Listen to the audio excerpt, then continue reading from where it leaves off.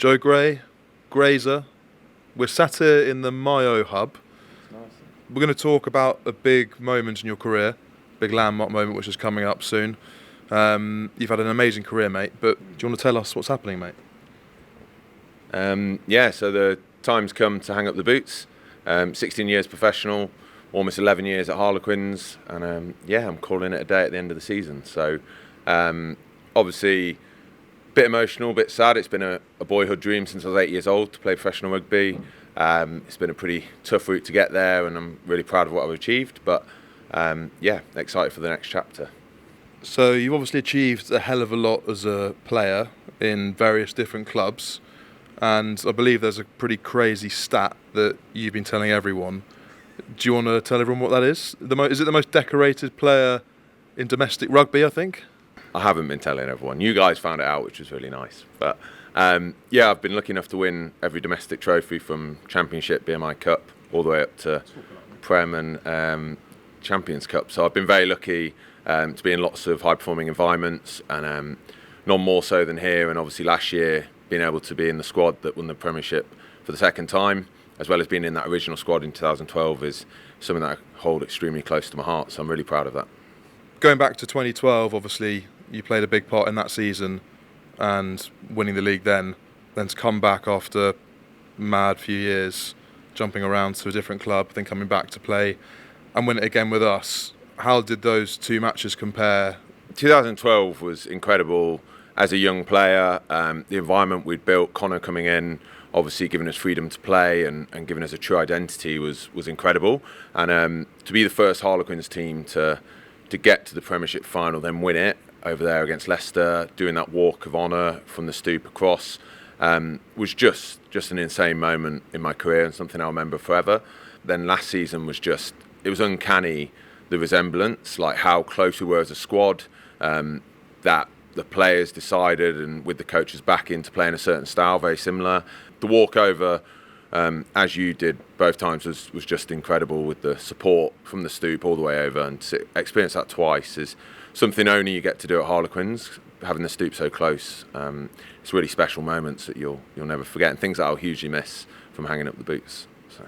And then obviously on the back of the success in 2012, you went on to get your one England cap, which was a huge, incredibly proud moment, away in New Zealand. And there's a story that goes around when you swapped shirts with Kevin Mialamu and he actually gave the shirt back to you. He did give me my shirt back because he's a legend. He saw it was my first cap, and he was like, Joe, the following week he came and found me after the game. It wasn't the smell, no, it was the first cap. So he said, as it's your first cap, keep your first cap shirt, keep mine. It was an absolute honour playing against you, and I wish you the best in your career, which I thought was unbelievable from him as a bloke I've watched and looked up to as a younger lad. And actually the cap at Eden Park against the All Blacks was something dreams are made of. I was lucky enough to tour twice. I went to South Africa 2012 and then New Zealand 2014. And to actually do it out there at Eden Park, where you, as a young lad, you watch New Zealand play, you see the haka, and to experience that in a packed out stadium was just incredible, as you can imagine. Something that I'm extremely proud of in my career, that's something that will live with me forever.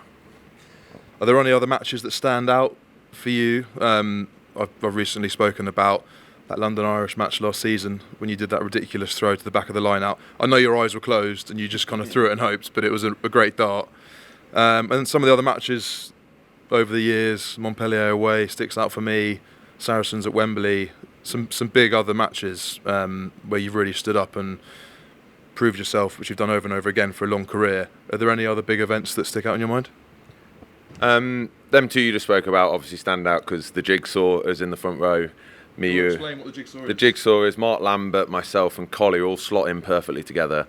Yeah, it's just like the perfect combination of fat and muscle that slots in and actually becomes a very solid scrum. So you obviously speak about Montpellier away, the Duplessis brothers, and we had a really good shift that night. And then playing at Wembley against Mako and that front row there, and we had a really good shift. But there's been some great highlights in my career. I think Munster away in 2010 when we won the Challenge Cup, going there to Thurman Park and doing a job was just didn't happen in Europe against them in them days. And and not only that, but the night out after, all the fans buying us beer along the river, and the night out that followed was just incredible. 2012, that Premiership final will always stand out.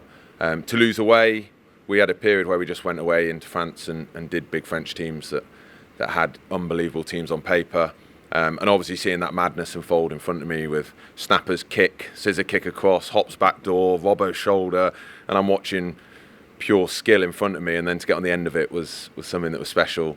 But there's been too many to mention, but absolute privilege as always scrumming down with you, Carl, and that's something I'll miss. I think it's something we've really enjoyed doing together over the years. So Grazer, we've spoken about your long, amazing career and some of the amazing moments in it. You're going to be sorely missed, mate. I'm going to miss you a lot. Going to miss your bright blue scrum hat charging around the pitch. One thing we haven't spoken about, but I just want to say, is you're probably the most resilient player I've ever come across in terms of what you've been through, injury-wise, off the pitch, on the pitch. You've just got on with it, smile on your face. You're amazing amongst the lads. Everyone loves you. Even your ridiculous stories, which you probably have 8 of them that you tell over and over again. But everyone laughs every time because we all love you. So, mate, thank you for the memories, and you're going to be missed.